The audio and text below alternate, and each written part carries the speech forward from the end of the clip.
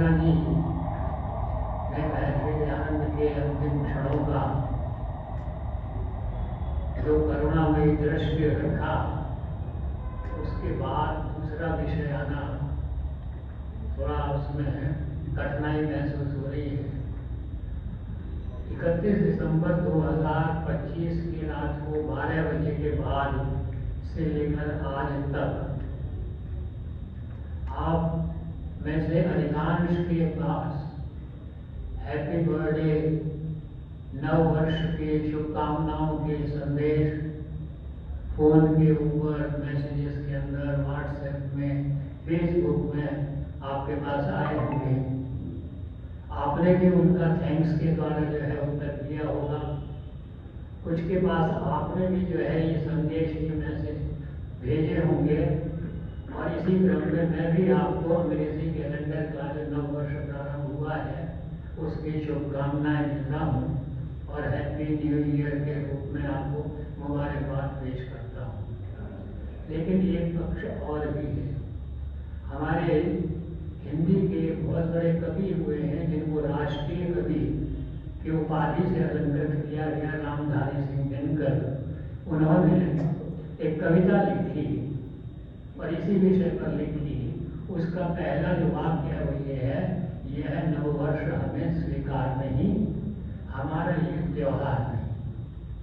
हमारे आर्य समाज के अंदर भी हम भारतीय पंचांग के अनुसार जो हमारा नववर्ष प्रारंभ होता है वो चैत्र मास के शुक्ल पक्ष की प्रतिपदा से प्रारंभ होता है। और आर्य समाज में उस दिन जो है हम अपना नव संवत्सर मनाते हैं। दोनों प्रकार के जो नव वर्ष हैं वो अलग अलग विचारधाराओं से जो है प्रभावित हैं। लेकिन एक बात में दोनों में समानता है। अंग्रेजी कैलेंडर के नववर्ष पर भी हम सबके शुभ की कामना करते हैं और हम भारतीय संवत्सर के अंदर भी सबके शुभ की, सबके सुख की, सबके मंगल की जो है वो कामना करते हैं। लेकिन सुख क्या है और सुख कैसे प्राप्त हो, उसके संबंध में दोनों की विचारधाराएं जो हैं वो अलग अलग हैं। यह जो अंग्रेजी कैलेंडर है ये पाश्चात्य संस्कृति सभ्यता के ऊपर आधारित है और पाश्चात्य संस्कृति और सभ्यता भोगवादी संस्कृति है जिसके सूत्रधार जो है वो चारवाक हुए हैं, जिन्होंने वाम मार्ग जो है वो बताया, एक मार्ग बताया जिसको वाम मार्ग कहते हैं। और उनके आमतौर पर दो सूत्र बहुत प्रचलित हैं, यावत जीवेत सुखम जीवेत, ऋण कृत्वा घृतम पीवेत, भस्मीभूतस्य देहस्य पुनरागमन कुतः। कि जब तक जियो सुख से जियो, कर्ज लो और घी पियो। हालांकि आप सबको विदित है कि 31 दिसंबर की रात में जिन्होंने इसको मनाया है उन्होंने घी की तो एक बूंद पी नहीं होगी। उन्होंने क्या पिया ये सब आपको जो है पता है। और उन्होंने वो पिया जो चारवाक ने अपने दूसरे सूत्र के अंदर लिखा है। उसने लिखा है पीत्वा पीत्वा पुनः पीत्वा यावत पतति भूतले उत्थाय च पुनः पीत्वा पुनर्जन्म न विद्यते। इस सूत्र के अंदर मैंने आज की परिस्थितियों को देख करके एक संशोधन कर दिया। पहली पंक्ति तो मैंने वही रखी, पीत्वा पीत्वा पुनः पीत्वा यावत पतति भूतले उत्थाय च पुनः पीत्वा, और वमम कुरु मतलब उल्टी करो और तत्चाटम, तब मोक्ष प्राप्त से, तब आपको मोक्ष जो है वो प्राप्त हो जाएगा। जब ये इस विधि से हम सुख प्राप्त करते हैं तो हमारे नवयुवक नवयुवतियों के मन में क्या धारणा कर आती है कि हम किसकी परवाह करें क्यों, दुनिया ने हमको दिया, दम मारो दम, मस्त राम मस्ती में आग लगे बस्ती में, ग्वालियर वाली धारणा जो है वो हमारे अंदर आती है, और उसका परिणाम क्या होता है कि हमारे अंदर अनेकों अवगुण जो है वो प्रवेश कर जाते हैं, और वो अवगुण है काम है, क्रोध है, मद है, लोभ है, मोह है, अहंकार है, ईर्ष्या है, द्वेष है। और इन सब का परिणाम क्या होता है यह सब आप भली भांति जानते हैं। तो हो सकता है कि उनकी बात सही हो कि इन सब बातों से सुख प्राप्त होता हो, लेकिन वो सुख क्षणिक सुख होता है। वो सुख चंद मिनटों का होता है या चंद घंटों का सुख प्राप्त होता है, और उसके पश्चात क्या होता है, उसके पश्चात आप काम, क्रोध, लोभ, मोह, ये जो कुछ भी आपके अंदर आते हैं, ये सब जो है दुख के कारण बनते हैं। अब सारे विश्व के समाज ने इसको अपनाया तो परिणाम ये हुआ कि सारा संसार जो है वो दुखी हो गया। तो जितने जो है चिंतक हैं, मनीषी हैं, विद्वान हैं, दार्शनिक हैं, उन्होंने, धर्माधिकारी हैं, उन्होंने देखा कि सारा संसार जो है वो दुख से युक्त हो गया, और इस बात को स्वीकार किया। मैं अक्सर उदाहरण देता हूँ, महात्मा बुद्ध ने कहा यह संसार दुख का सागर है। जगत गुरु शंकराचार्य ने कह दिया ये संसार मिथ्या है, जो कुछ है सब झूठ है, और झूठ का परिणाम जो है वो दुख होता है। गुरु नानक देव ने कह दिया नानक दुखिया सब संसार। अब इन सभी विचारकों ने अपनी अपनी दृष्टि से, अपने अपनी धारणाओं से जो है मनुष्य के सुख प्राप्त करने का जो है मार्ग हमको दिखाया। और इसी क्रम में 19वीं शताब्दी में प्रादुर्भाव हुआ महर्षि दयानंद का, और उन्होंने भी दुख की बात कही, लेकिन उन्होंने जो दुख की बात कही वो थोड़ी अगर दूसरों से भिन्न थी। उन्होंने कहा निश्चित रूप से संसार में दुख है, लेकिन दुख होने के साथ साथ सुख भी है। महर्षि दयानंद की यह धारणा थी कि सुख कम है तो दुख, सुख अधिक है और दुख कम है। आपके शरीर में इतने सारे अंग हैं, 10 इंद्रियां हैं, मन है, अंतःकरण है, शरीर के अंग हैं, अनेकों व्यवस्थाएं हैं, सारी सही काम कर रही हैं, और एक अंग के अंदर परेशानी हो जाती है, उसके अंदर कोई विकृति आ जाती है, तो आप दुख के सागर में डूब जाते हैं, और सारे सुखों के ऊपर एक दुख जो है हावी हो जाता है। और महर्षि दयानंद ने यह भी कहा कि दुखों को सुखों के अंदर जो है वो परिवर्तित किया जा सकता है। अब इसके लिए उन्होंने क्या कहा, क्या मार्ग अपनाया जाए, तो महर्षि दयानंद की तो एक ही मान्यता थी, वो वेदों को सर्वोपरि मानते। उनका आधार वेद था। वेदों की स्तुति करता हुआ एक वेद मंत्र है, स्तुता मया वरदा वेद माता प्रचोदयन्ताम पावमानी ध्वजानाम आयु प्राणम प्रजाम पशुम कीर्तिम श्रवणम ब्रह्मवर्चसम मह्यम दत्ता व्रजत ब्रह्मलोकम। वेद माता की स्तुति करते हुए अनेकों विद्वान पुरुषों ने, अनेकों सदाचारी पुरुषों ने उनकी स्तुति करते हुए मार्ग, वेद के मार्ग को प्राप्त किया। तो हम क्या प्रार्थना करते हैं कि उनके आशीर्वाद से, उनके मार्गदर्शन से हमको ये प्राप्त हो, इनकी रक्षा हो। किसकी रक्षा हो? आयु की रक्षा हो, प्राण की रक्षा हो, संतान की रक्षा हो, पशुओं की रक्षा हो, हमारी कीर्ति, यश और वैभव चारों तरफ फैले, और द्रविड़ की रक्षा हो, हमारे धन दौलत की, हमारी संपत्ति की, हमारे ऐश्वर्य की रक्षा हो, और हमारे ब्रह्म वर्चस्व की जो है धारण कर सके। अब यह जो मांगा हमने, वास्तव में ये सुख का आधार है।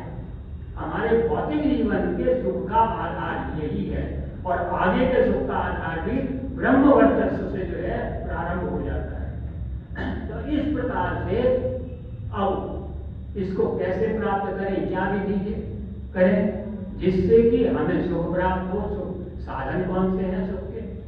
तो वैदिक वाङ्मय में बहुत सारे साधन बताए। एक साधन योग बता दिया। महर्षि पातंजलि ने अष्टांग योग वाली बात कही कि योग के 8 अंग हैं, पूरी व्याख्या हुई। यम नियम आसन प्राणायाम प्रत्याहार धारणा ध्यान समाधि, कि भाई दूसरे से क्या व्यवहार करना है, सही व्यवहार करना चाहते हो, सुख में व्यवहार करना चाहते हो तो 5 नियमों का पालन करो। अहिंसा सत्य अस्तेय ब्रह्मचर्य परिग्रह। तुम्हारा स्वयं का आचरण कैसा हो जिससे तुम्हें सुख प्राप्त हो, तो 5 नियमों का पालन करो। शौच संतोष तप स्वाध्याय ईश्वर प्रणिधान। फिर इसके बाद आसन करो। अब आसन कितने करो, किस स्थिति में कौन सा आसन करो, कब, सैकड़ों आसनों का जो है व्याख्या की जाती है। क्योंकि आजकल योग प्रमुख रूप से जो है, कुछ लोगों ने तो आसन की दुकानें खोल ली, कुछ ने प्राणायाम की दुकानें खोल ली और कुछ ने ध्यान की दुकानें खोल ली। अब कितने सारे आसन करो, कितने सारे प्राणायाम करो और धारणा ध्यान तो और कठिन कार्य हो गया। अब इनको सबको अंगीकार करने वाला व्यक्ति को योगी बनता है। 150 करोड़ की जनता के अंदर भारत में कितने योगी हैं? फिर मेरे जैसा आम आदमी जो दुनियादारी के अंदर फंसा हुआ है, वो एकदम जो है परेशान हो जाता है कि भाई इतना सारा अड़ंगा जो है, इतना सारा कार्यक्रम सुख प्राप्त करने के लिए है, अपने बस की तो बात नहीं। कहते हैं कि दर्द सर के वास्ते चंदन लगाना है मुफीद, लेकिन उसका घिसना और लगाना भी एक दर्द सर है। तो वो धारणा जो है वो मेरे मन में आती है। तो एक दूसरा मार्ग बताया कि भाई धर्म का पालन करो। मनु महाराज ने धर्म के 10 लक्षण बताए हैं। अब एक लक्षण है, 2 लक्षण, 10 लक्षणों को जीवन में धारण करोगे तब तुम धर्म। और धर्म क्यों करो? क्योंकि चाणक्य ने क्या कहा, सुखस्य मूलम धर्मः, सुख का मूल धर्म है। अब आप 10 लक्षण जब देखे तो कोई ये भी अपने बस की बात नहीं। जब हम समूचे विश्व को देखते हैं तो धर्म के 1 या 2 लक्षण जो है बड़े बड़े महापुरुषों ने जो है धारण किए, उनको पकड़ा और उनके आधार पर वो महापुरुष बन गए।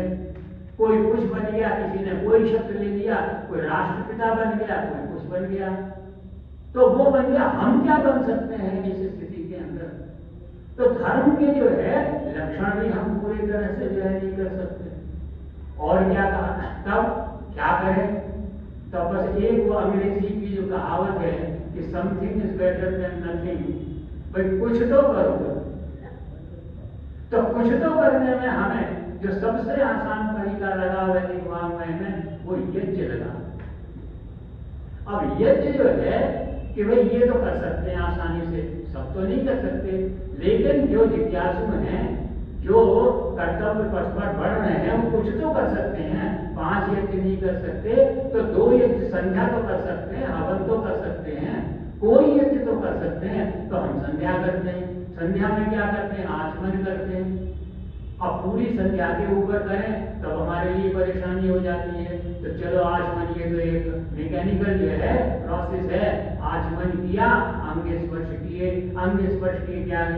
ओम वाक वाक, ओम प्राणायाम प्राणायाम, हम सारे अंगों को जल से स्पर्श करके ईश्वर से प्रार्थना करते हैं, हे ईश्वर हमारे ये अंग शुद्ध हो, पवित्र हो, स्वस्थ हो।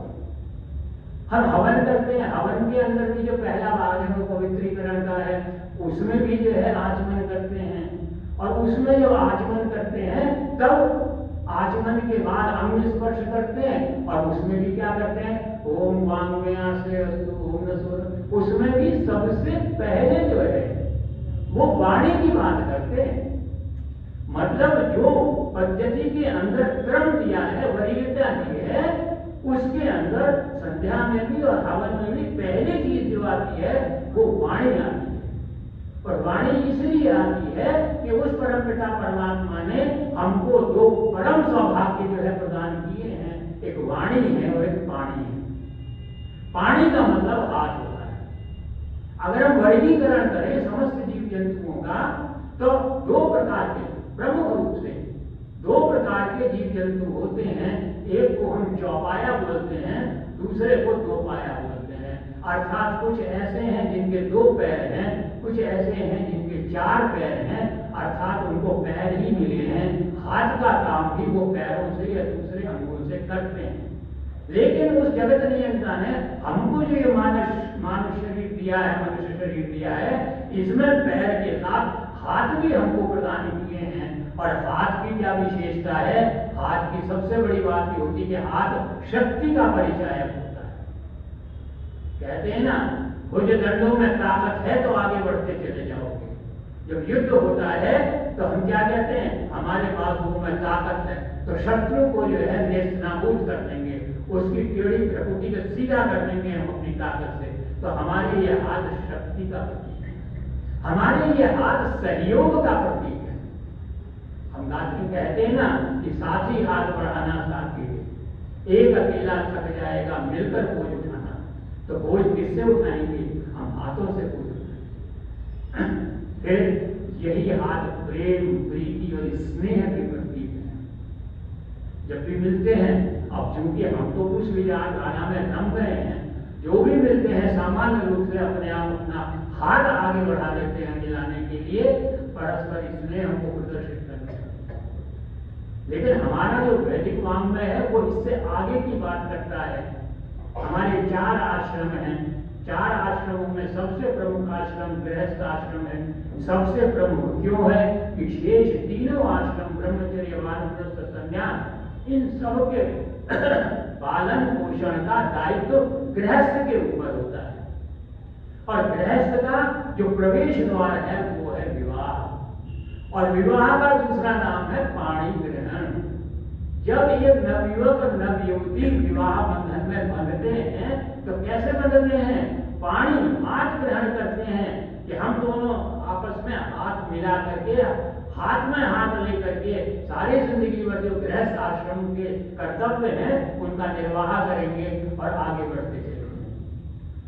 दूसरी जो सौभाग्य प्रदान किया वो वाणी का प्रदान किया।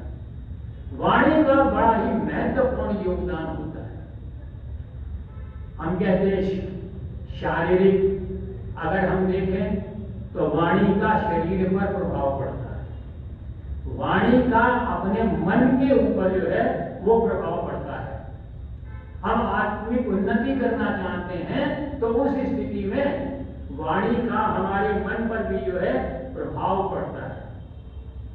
तो इसलिए आवश्यकता इस बात की है कि हम जब हैप्पी न्यू ईयर की कामना करते हैं तब उस स्थिति के अंदर क्या है, एक संकल्प हम लेकर के चले उस दिन, चाहे हमारा नव संवत्सर हो, चाहे अंग्रेजी का कैलेंडर हो, कि भाई कम से कम एक व्रत तो हम धारण करेंगे। और वो एक जब हम धारण करते हैं तब उसके अंदर जो है पहला, जो सबसे पहले मैंने कहा जो हमारे यहाँ प्रथम स्थान दिया गया वो वाणी का दिया गया। वाणी में क्या विशेषता होती है? वाणी हमारी सोच से प्रभावित होती है। सोच से शब्द बनता है, शब्द से हमारा आचरण बनता है, आचरण से हमारा व्यवहार निर्धारित होता है, आचरण और व्यवहार से हमारी आदतें बनती हैं, आदतों से हमारे संस्कार बनते हैं, और वो संस्कारों के द्वारा ही हम दुख और सुख को पैदा करते हैं और उनका अनुभव करते हैं। अब वाणी इन सब को प्रभावित करती है, हमारे मन को भी प्रभावित करती है। कहते हैं, क्योंकि वाणी के बाद दूसरा नंबर मन का आता है, कहते हैं एक बार वाणी और मन के अंदर जो है विवाद हो गया। मन ने कहा मैं श्रेष्ठ हूँ, वाणी ने कहा मैं श्रेष्ठ हूँ, दलीलें देने लगे, विवाद करने लगे, कुछ तय नहीं हुआ। तो सरस्वती के पास गए थे। हमारे हिंदुओं के अंदर देवी देवता सैकड़ों हजारों की संख्या में है, लेकिन वेद के अंदर भी वेद मंत्र में एक जगह 3 देवियों का नाम आया है, और वो 3 देवियां जो है इला, सरस्वती और मही है, कि इन 3 देवियों की पूजा करनी चाहिए। तो जो सरस्वती है वो देवी जो है, जो हमारी संस्कृति का, सभ्यता का आधार है? और वो आधार क्यों है? क्योंकि वो विद्या की, ज्ञान की, विवेक की, बुद्धि की अधिष्ठात्री है। तो चलो पौराणिक कथा है, लेकिन कुछ तो हमको दिखाती है। वो दोनों मन और वाणी सरस्वती के पास गए, अपनी अपनी बात कही। सरस्वती ने कहा मनः श्रेष्ठम, मनः श्रेष्ठम, मनः श्रेष्ठम न संशय। एक बार नहीं 3 बार कहा। जब ये कहा तब वाणी ऊंची हो गई, चलने लगी। सरस्वती ने रोका, रुको, अभी मेरा निर्णय पूरा नहीं हुआ है, जजमेंट पूरा सुन करके जाओ। तो फिर कहा मनः श्रेष्ठम, मनः श्रेष्ठम, मनः श्रेष्ठम न संशया। वाक तो साक्षात सरस्वती, वाणी तो साक्षात सरस्वती होती है। क्यों? क्योंकि ये सभी को प्रभावित करती है और हमें आगे बढ़ने के लिए तो उद्यत करती ही है। लेकिन वाणी ही एक चीज ऐसी होती है जो आपको स्वयं प्रभावित करती है और दूसरों को प्रभावित करती है। आपकी वाणी से परिवार प्रभावित होता है, समाज प्रभावित होता है, राष्ट्र प्रभावित होता है, विश्व प्रभावित होता है। अब आप लोग देखते होंगे, रोज समाचार पत्र पढ़ते होंगे, आज विश्व की क्या स्थिति हो रही है। जो एक अपने आप को सबसे ज्यादा संपन्न समझते हैं, उस राष्ट्र का अध्यक्ष जो है रोज नई वाणी बोल देता है, नया डायलॉग बोल देता है और सारा विश्व हिल जाता है उससे। तो वाणी जो है ऐसा काम करती है, ऐसा उद्वेलित कर देती है। और तो उसको करती है। सबसे छोटी इकाई दूसरे में कौन सी आती है? वो परिवार आती है। तो वेद मंत्र कहता है, जब विवाह की बात आती है, साथ में गृहस्थ की, सुखी गृहस्थ की बात आती है, सब कि पितु पुत्र अनुवृता पितु पुत्र माता भवतु संपन्ना जाया पत्ते मधुमते स्वापम वर्तन्तु शांतिवाम। क्या है? वो कहते हैं भाई पुत्र कैसा हो कि पिता का अनुवर्ती हो, पिता के व्रत का धारण करने वाला हो, माता के मन वाला हो, पति पत्नी परस्पर मृदु भाषी हो, मधुर भाषा कहने वाले हों, मधुर बोलने वाले हों, सारे परिवार के अंदर मधुरता हो। वेद का मंत्र क्या कहता है? मधुमन में निष्क्रमम, मधुमन में परायण। जब मैं आऊं तो मधुरता लिए हुए आऊं, जब मैं जाऊं तो मधुरता लिए जाऊं। सारा वातावरण जो है मधुरता से युक्त हो। कब युक्त होगा? तो नीतिकार क्या कहता है? जिह्वा या अग्रे मधु, जिह्वा के आगे भाग में मधुरता होनी चाहिए और जिह्वा के पृष्ठ के भाग में जो है वो मधुरता होनी चाहिए। तो वाणी के अंदर जब मधुरता होगी, पत्नी पति में परस्पर मधुर भाषण होगा, तब जो है हमको वास्तविक सुख, व्यक्तिगत सुख, पारिवारिक सुख, सामाजिक सुख जो है प्राप्त हो सकेगा। लेकिन अगर परिवार में पति या पत्नी में एक शेर या शेरनी हो जाए तो वो परिवार ना हो करके जंगल बन जाता है। तो इसीलिए हिंदी साहित्य के अनेकों कवियों ने मधुर वाणी की बात कही कि ऐसी वाणी बोलिए मन का आपा कोय, औरत को शीतल करे आप ही शीतल हो। कौआ किसका धन हर लेता, कोयल किसको दे देती है, केवल मीठे बोल सुनाकर सबके मन को हर लेती है। कहते हैं कि चंद्रमा के समान उज्ज्वल मोतियों की माला, सुगंधित जैल, सुगंधित साबुनों से किया हुआ स्नान, चंदन का लेपन, फूलों से किया, सुगंधित फूलों से किया हुआ श्रृंगार और सुंदर सुगंधित तेलों से संवारे हुए, सुंदर किए हुए बाल एक उज्जवल कांति प्रदान करते हैं।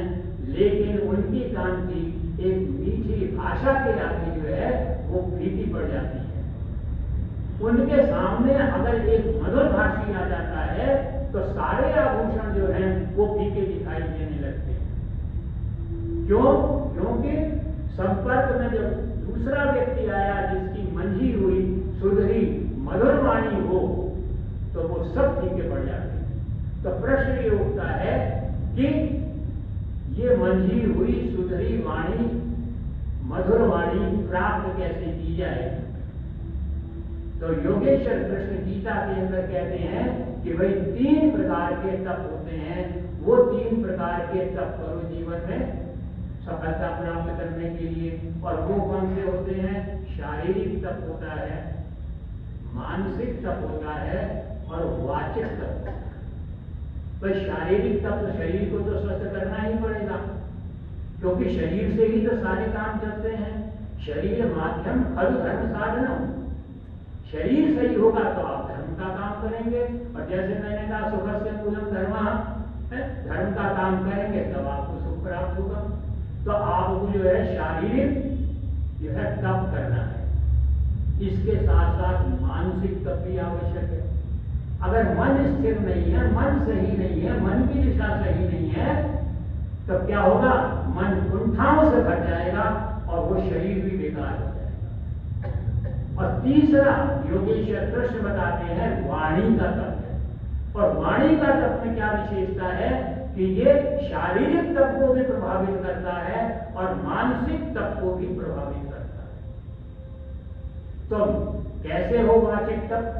तो योगेश्वर कृष्ण कहते हैं कि वाणी के लिए, वाचिक तप के लिए पहली बात यह है कि ऐसी वाणी बोलिए, आपकी भाषा ऐसी होनी चाहिए जो दूसरा में कोई उद्वेग पैदा ना करे, उद्वेलित ना करे दूसरे को।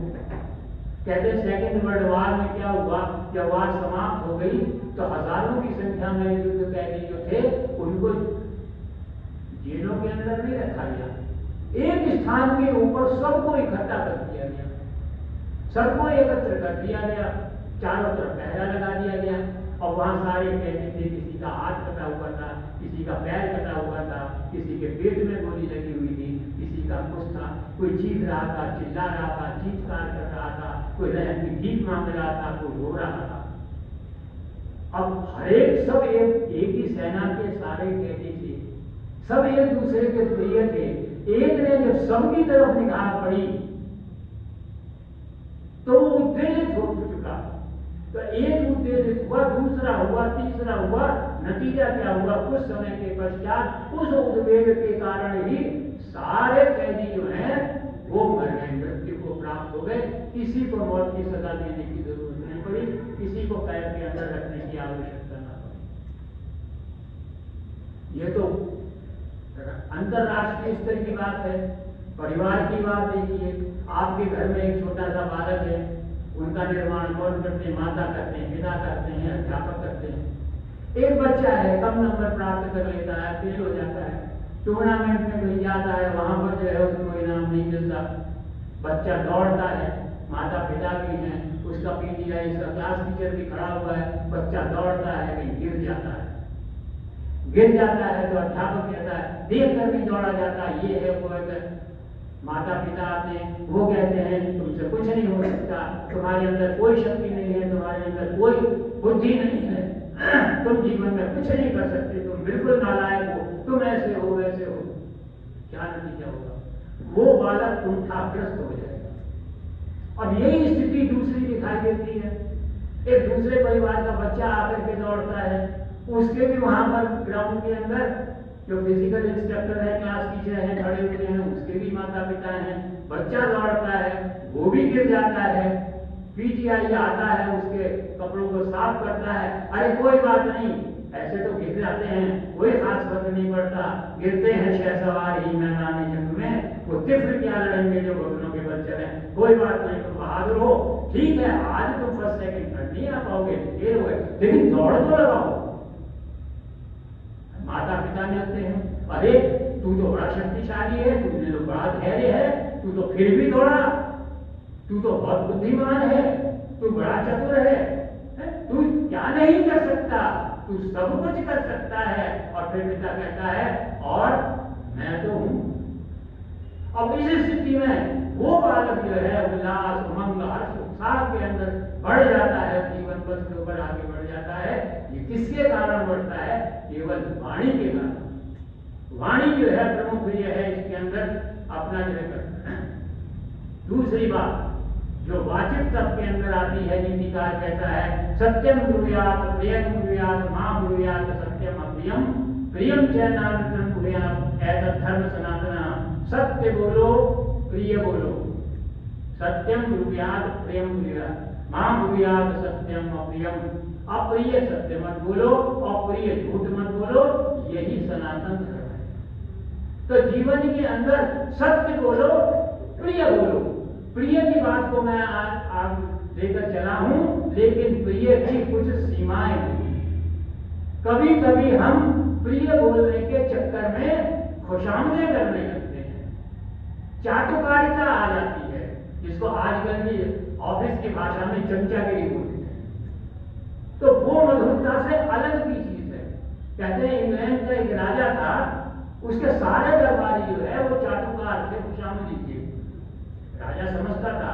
एक दरबारी एक दिन बोला, राजन यह जो समुद्र है इसकी लहरें आपके आदेश का पालन करती हैं, आपका आदेश को कोई दुनिया में नहीं टाल सकता।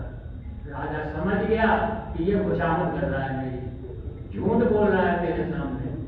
तब तीसरे चौथे दिन वो चला और जाकर के उसने जो है कहा कि भाई मेरा राज सिंहासन समुद्र के किनारे लगा दो, दरबार वहीं लगेगा।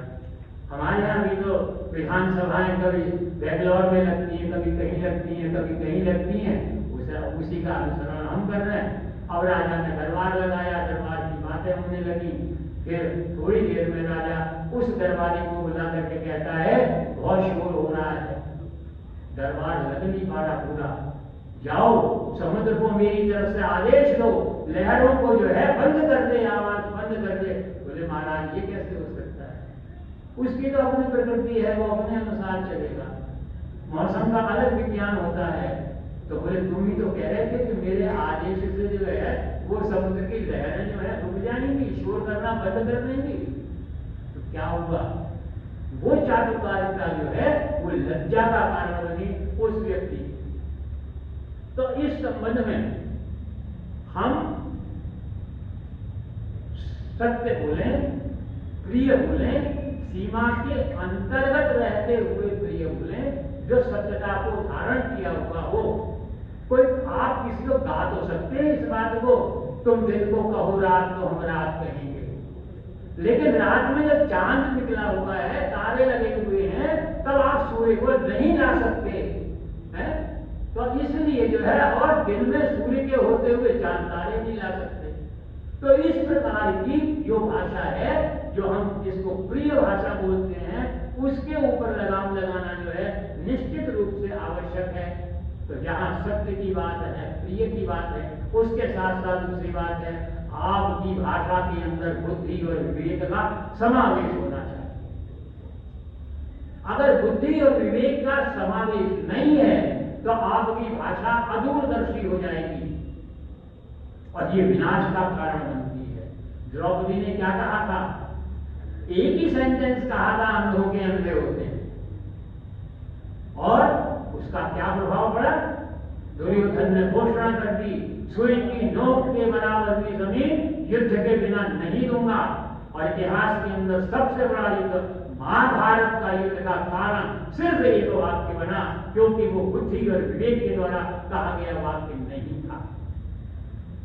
और बुद्धि और विवेक कब आएगा, तो योगेश्वर कृष्ण कहते हैं कि आपकी वाणी स्वाध्याय से युक्त होनी चाहिए। आपकी वाणी में स्वाध्याय जब तक नहीं होगा, अनुभव जब तक नहीं होगा, तब तक बुद्धि और विवेक नहीं आएगा। कहते हैं एक राजा ने पड़ोस के राजा के पास एक दूत भेजा, कोई संदेश लेकर के, कोई संदेश ले, कोई संधि होगी, कुछ होगा, वो वहां पहुंचा। दूसरा राजा अपने दरबार में व्यस्त था, उसने कहा 2 मिनट ठहरो, ये केस निपटा देता हूं, फिर आपसे बात करूंगा, आप प्लीज बैठिए। 2 मिनट के बाद जो है, हाँ भाई आपके राजा कैसे हैं, आपके राज्य में सुख शांति है, उसकी कुशल क्षेम पूछी, और पूछते पूछते पूछ बैठा, आपको मैं कैसा लगता हूं। अब वो बेचारा जो है दुविधा में फंस गया, मैं इनको क्या बताऊं ये मुझे कैसे लगते हैं। तो दूत समझदार था, तो दूत ने क्या कहा, महाराज आप तो 14वीं के चांद हो। अब 14वीं के चांद कहा तो वो राजा को भूल के कुप्पा हो गया। जो संधि लेकर के गया था दूत, वो तुरंत स्वीकार कर ली गई। वहीं पर इत्तेफाक से गुप्तचर था पहले वाले राज्य का, उसने जाकर के कह दिया कि महाराज सेवक आपका है, निवासी हमारे राज्य का है, रोटी पानी हमसे खाता है और दूसरे राजा को जो है चौधरी का चांद बताता है। अब जब ये दूध पहुंचा तो राजा ने पूछा क्यों भाई, हो गया था, युद्धम हो गया। बोले लेकिन तुमने किया क्या, हम कुछ है ही नहीं, तो हमारा दिया हुआ जो है वो अन्न खाते हो, हमारा दिया हुआ पानी पीते हो, हमारा दिए हुए मकान के अंदर रहते हो और दूसरे राजा को तुम चौधरी का चांद बताते हो, तो हम क्या रह गए फिर। तो दूध कहता है महाराज आप दूध के चांद हैं। और महाराज जरा विचार कीजिए, चंद्रमा जब बढ़ता जाता है तो चौदहवीं पर जाकर के पूरा चंद्रमा जो है दिखाई दे देता है, इसलिए चौदहवीं के चांद की उपमा दी जाती है कि पूर्ण उसमें कांति होती है, पूरी चांदनी, पूरा प्रकाश होता है। लेकिन महाराज जो दूज का चांद होता है, जब तीज का बनता है तो कुछ बढ़ता है, जब चतुर्थी का होता है और बढ़ता है, और बढ़ते बढ़ते वो पूर्ण, तो दूज का चांद तो जो है आगे बढ़ने का संदेश देता है। आपकी कीर्ति जो है दिनों दिन बढ़ती जाने वाली है, आप ऐसे हो, और उसकी तो स्थायी हो गई, अब कमी पर घटने में नंबर आ गया उसका। महाराज आप अपनी जगह, तो इसको कहते हैं वाणी। और ये वाणी जो है ये स्वाध्याय है, अनुभव है, बुद्धि है, विवेक है, इनके ऊपर आधारित होती है। लेकिन इन सब के होते हुए भी हमारे यहाँ ये कहा जाता है कि भाई कन्वर्सेशन के अंदर अगर विट्स एंड ह्यूमर नहीं है तो बड़ा नीरस हो जाता है वार्तालाप। तो कहते हैं विट्स और ह्यूमर भी होनी चाहिए, तो क्या हो, विवेक के साथ विनोद का भी होना आवश्यक है। जब आपके ऊपर कोई आक्षेप आए तो आप बरछी तलवार धनुष कमान लेकर के उसका मुकाबला करें, वो उससे तो बात बिगड़ेगी। एक बहुत बड़ा अधिकारी था, अपने सेवक को, अपने पियोन को जो है, चतुर्श्रेणी कर्मचारी को कोई आदेश दिया ये काम करके लाओ, वो करके ले आया, कोई फाइल मंगाई, वो कुछ और ले आया। अधिकारी को गुस्सा आया, वो कहने लगा तुम तो बड़े गधे हो। वो बोला सर आप इतने बड़े अधिकारी हैं, आप सबसे बड़े हैं, मैं तो बहुत छोटा। तो वाणी के अंदर जितने भी बातें हैं वो सब हैं। और योगेश्वर कृष्ण एक बात वाचिक तप के बारे में सबसे महत्वपूर्ण बताते हैं, वो कहते हैं वाणी की सबसे बड़ी विशेषता ये है कि वाणी को ईश्वर का जाप करने वाला होना चाहिए। अगर आपकी वाणी ईश्वर का जाप नहीं करती तो आपकी वाणी कुछ नहीं कर पाएगी। कहते हैं अकबर बादशाह के दरबार में 9 रत्न थे, अपने अपने क्षेत्रों के अद्वितीय विद्वान थे। उन्हीं में तानसेन थे। तानसेन जो है दुनिया के सबसे बड़े गवैये, सबसे बड़े संगीतज्ञ थे। उनके गुरु हरिदास थे। एक दिन अकबर ने कहा कि तानसेन हम तुम्हारे गुरु का जो है गायन और संगीत सुनना चाहते हैं। बोले महाराज मैं तो आपका सेवक हूं, आपका चारण हूं। वो उस परम पिता जगत नियंता प्रभु का जो है गुणगान करते हैं, वो किसी की नहीं सुनते। तो महाराज वो तो नहीं आएंगे, आप चाहे मुझे कोई सजा नहीं। अकबर ने कहा कोई बात नहीं, तो हम चले जाते हैं। तानसेन ने कहा चलिए, लेकिन वो गाएंगे इसकी गारंटी मैं नहीं दे सकता, मैं प्रयत्न करूंगा। आप एक तरफ ओझल हो जाना, वो आपको देख लेना जिससे। तो बोले ठीक है। ओझल में जो है अकबर बैठ गए। तानसेन ने क्या किया, उठाया तानपुरा और एक राग छेड़ दिया। और वो राग जो है बहुत गलत छेड़ा, बड़ा भट्टा भौंडा छेड़ा, कानों को चुभने वाला था। अब किसी संगीतज्ञ के आगे कोई साथ गलत बजाना शुरू कर दे या खटराग के अंदर अपना राग सुनाना शुरू कर दे, संगीतज्ञ नहीं रह सकता। उसने कहा तानसेन क्या कर रहे हो, क्या बकवास कर रहे हो, तुमसे राग नहीं लिया जा रहा, लाओ। तानपुरा लिया और राग छेड़ दिया। राग छेड़ दिया, क्या हुआ, चलने वाले पशु रुक गए, उड़ने वाले पक्षी पक्षी रुक गए, इतना बड़ा प्रभाव किया। अकबर जो है वो धन्य हो गए, कृतकृत्य हो गए। दरबार में लौट करके कहा, तानसेन तुम दुनिया के सबसे बड़े गवैये हो, इसमें कोई जो है वो संदेह नहीं है। तुम जब दीपक रात गाते हो तो दीपक जल जाते हैं, तुम मल्हार गाते हो तो मेघ आ जाते हैं, बादल गरजने लगते हैं, वर्षा की बूंदें टपकने लगती हैं। लेकिन तानसेन जो मधुरता तुम्हारे गुरु के अंदर है वो तुम्हारी वाणी में नहीं है। तो तानसेन कहते हैं मैं तो आपका चाटुकार हूँ, आपका सेवक हूँ, आपका गुणगान करता हूँ, और वो इस जगत नियंता का, इसी पूरी सृष्टि को बनाने वाले, संचालित करने वाले प्रभु का गुणगान करते हैं। तो उनकी मधुरता जो है वो मेरे में कैसे आ सकती। तो यह तो आ गया वाचिक में क्या आने चाहिए, लेकिन हमारी वाणी को कहीं कहीं हमको संतुलन रखना चाहिए। कुछ लिमिटेशंस हैं, कुछ सीमाएं हैं। जैसे पहली बात, मधुर वाणी के साथ कठोर वाणी कभी नहीं बोली जा सकती।